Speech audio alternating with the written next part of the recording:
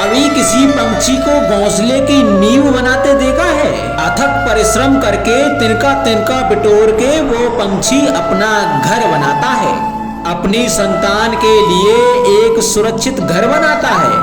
और कहीं से तीव्र आंधी आती है, बारिश आती है और उसका घर तिनका तिनका करके बिखर जाता है। फिर वो पंछी रोता नहीं, ना ही विलाप करता है। वो बिना विलंब करे फिर से अपना घोंसला बनाना प्रारंभ कर देता है और सफलता पाता है। फिर हम क्यों छोटी छोटी असफलता से भयभीत होकर परिश्रम करना छोड़ देते हैं? एक बात सदा स्मरण रखना, हर वृक्ष कुल्हाड़ी की एक मार से नीचे नहीं गिरता, हर चट्टान घन के एक प्रहार से नहीं टूटती।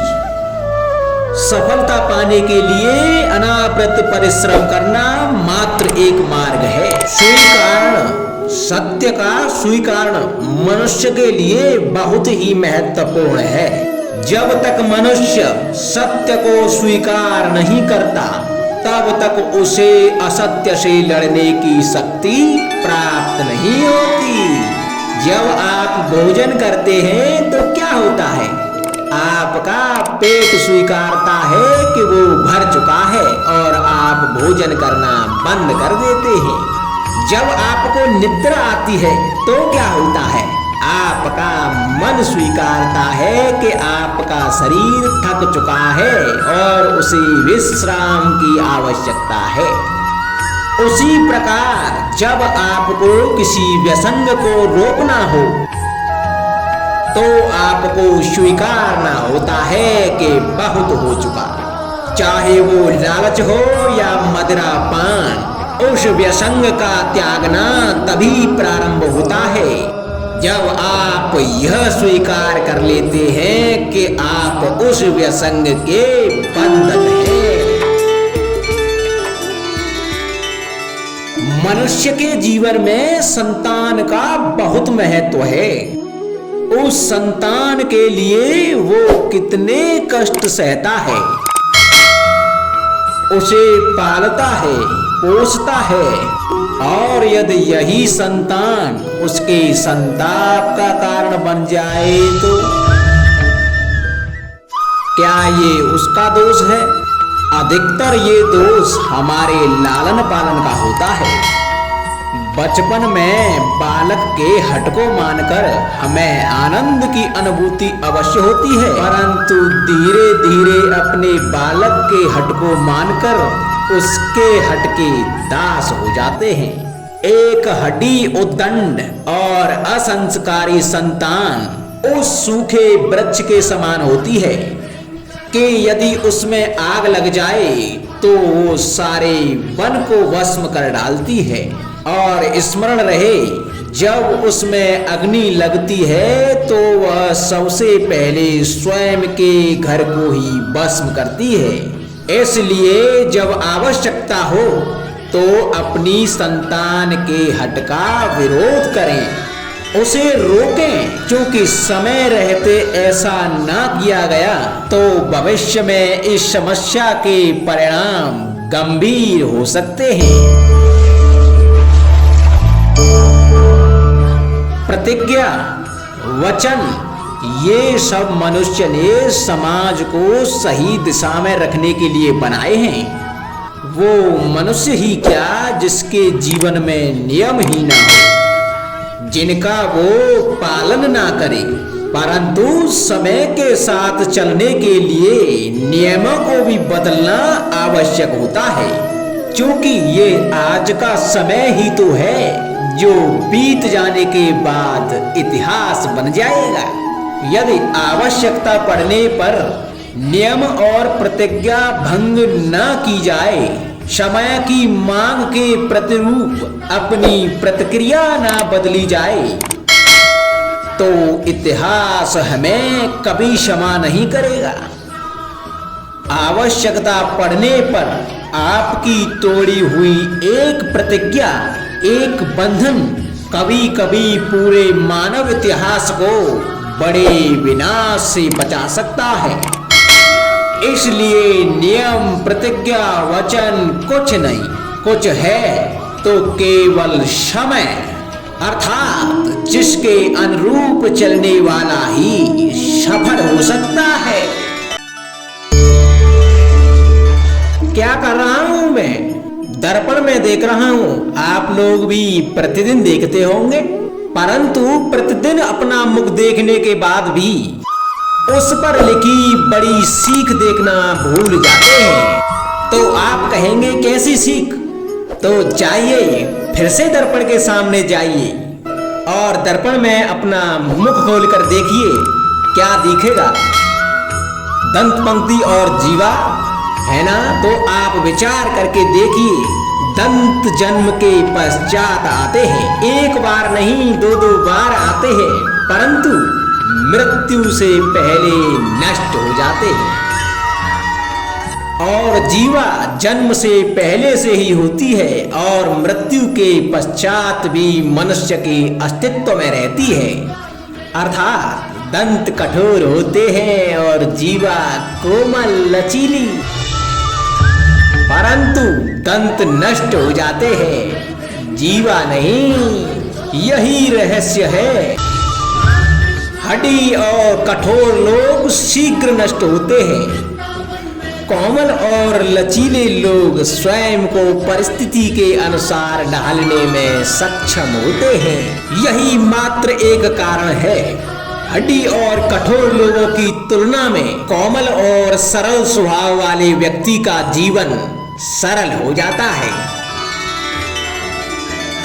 संबंध एक सहारा होता है जीवन का, और संबंधी वो होते हैं जिनसे आवश्यकता पड़ने पर सहायता मांगी जा सके, जिन पर विश्वास किया जा सके कि बुरे समय में वो हमारे काम आएंगे। कभी ऐसा भी हुआ होगा कि आपके पास कोई सहायता मांगने के लिए आया होगा, या ऐसा भी हो सकता है कि आप किसी के पास सहायता मांगने के लिए गए हों, परंतु प्रश्न यह उठता है कि किसी के मंतव्य में उसकी सहायता इसलिए कर देनी चाहिए क्योंकि वो आपका संबंधी है।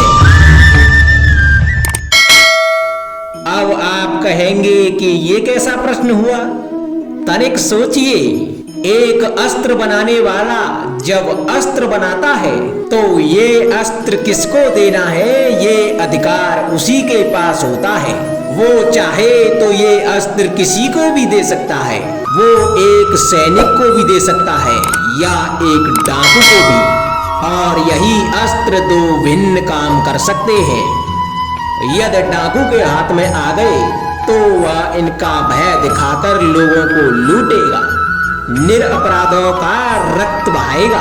अर्थात सहायता करने वाले की भी अवस्था कुछ ऐसी ही होती है। इसलिए किसी की सहायता करने से पूर्व ये विचार कर लेना आवश्यक है कि किसे क्या, कब और कितनी सहायता देनी चाहिए कि उसका दुरुपयोग ना हो।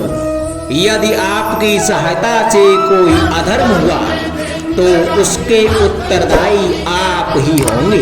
जीवन में कई बार ऐसे अवसर भी आते हैं कि आप लोगों से मिलने जाते हैं और उनसे कुछ आकांक्षाएं भी रखते हैं, और कई बार जीवन में ऐसे अवसर भी आते हैं कि लोग आपसे मिलने आते हैं। इसलिए अतिथियों का सम्मान करने से पूर्व सदा कुछ बातों को स्मरण रखना आवश्यक होता है। यदि कोई आपसे मिलने आ सकता है तो उसके 3 कारण हो सकते हैं।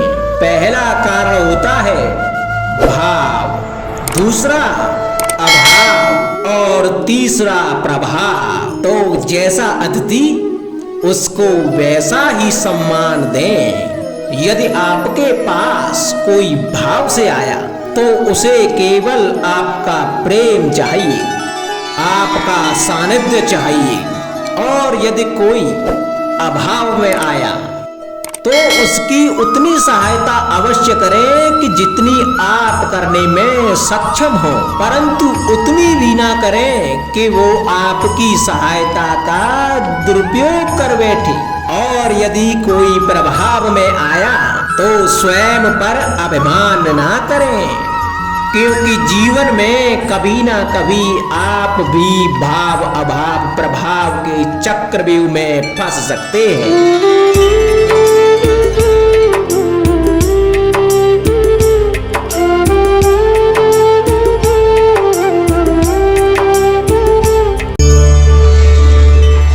कभी आप ब्रह्म मुहूर्त में जगे हैं, जग कर देखिए संध्या होने के पश्चात जब रात्रि का अंधकार सारे संसार को धीरे धीरे अपने अंधकार में निगलने लगता है, तो यही अंधकार ब्रह्म मुहूर्त में भोर होने से ठीक पूर्व तनिक अधिक काला हो जाता है। कुछ समझे, हमारा जीवन भी कुछ ऐसा ही होता है। जब हमारे जीवन की समस्याएं कठिनाई अपने अंत पर होती हैं, तो यही समस्याएं कठिनाई एक भीषण रूप लेकर हमारे समक्ष खड़ी हो जाती हैं। और ऐसी परिस्थितियों में अधिकतर लोग हार मान जाते हैं, भय खा जाते हैं। परंतु ऐसी स्थिति में आप हार ना माने, भय ना खाएं, दृढ़ रहें, निरंतर आगे बढ़ते रहें। तो प्रकाश के रूप में हमारा स्वागत करने के लिए सूर्य उदय सदा हमारे समक्ष प्रस्तुत रहेगा। आपने बरगद के वृक्ष को देखा है, जितना विशाल उतना दृढ़। पतझड़ में वो सूख जाते हैं, परंतु दुर्बल नहीं होते, टूटकर गिरते नहीं। और उसके विपरीत दलदल में उपजे वृक्षों को देखें, वो दिखने में तो हरे भरे होते हैं, परंतु इतने दुर्बल होते हैं कि जल धारा के हल्के से वेग से वो गिर जाते हैं। परंतु ऐसा क्यों होता है? इसका कारण है जड़ें। जिसकी जड़ें दृढ़ भूमि में है, वो हर चक्रवात हर अफवाह को सह लेता है। जो दलदल में है, वो स्वयं की जड़ों को दुर्बल बना लेता है। कुछ ऐसा ही मनुष्य भी होता है, जो अधर्म कुकर्म असत्य की धरा पर उपजा है, वो कठिन समय की एक मार भी नहीं सह पाता। और जो मनुष्य सत्य और धर्म की धरा पर उपजा है, वो हर समस्या से जूझ कर आगे निकल जाता है और सफल हो जाता है। अब आप पर निर्भर करता है कि आप क्या बनना चाहते हैं। हमारे जीवन में मित्र और शत्रु बड़ा ही महत्व रखते हैं। यदि गंभीरता से सोचा जाए तो ऐसा कोई क्षण नहीं जब हम अपने मित्रों के बारे में ना सोचते हों या फिर शत्रुओं के बारे में। हमारा हर कार्य या तो हमारे मित्रों के हित के लिए होता है या फिर हमारे शत्रुओं के अहित के लिए। हम हर स्थान या तो अपने मित्रों के साथ होते हैं या फिर अपने शत्रुओं के साथ। कोई नहीं चाहता कि उनका शत्रु प्रसन्न रहे।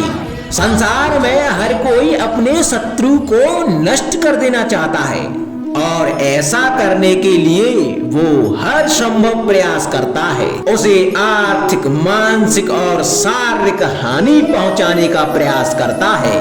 और यदि मैं आपको आज ऐसा मंत्र सिखाऊं जिससे आप अपने शत्रु को सदा के लिए नष्ट कर दे तो, और वो मंत्र है शत्रु को मित्र बनाना। अपने सभी शत्रुओं को अपना मित्र बना लीजिए और आपके सारे शत्रु स्वतः ही समाप्त हो जाएंगे। राधे राधे।